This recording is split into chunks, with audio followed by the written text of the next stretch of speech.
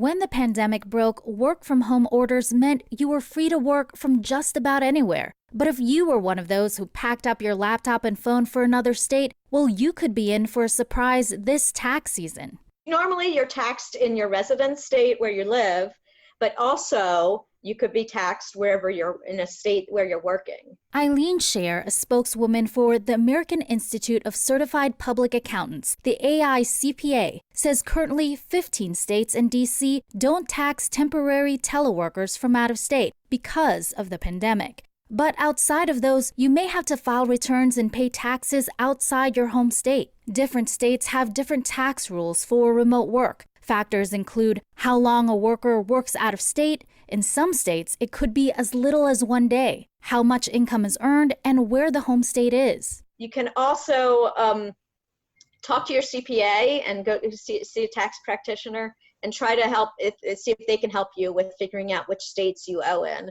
A recent AICPA and the Harris poll found that about 4 in 10 Americans work remotely because of the pandemic. About 30% said they worked in a state away from their primary residence. And of the remote workers surveyed, 71% didn't know teleworking in another state could impact their taxes. You need to always make sure that where you're living and where you're working, both those states are in sync and agree. AICPA is backing federal legislation to help simplify taxes during the pandemic. It would allow, again, that you would just keep your withholding the same during the pandemic as it was before the pandemic for state purposes. And also that the employer could elect to change it to at the actual place where the person's remote working.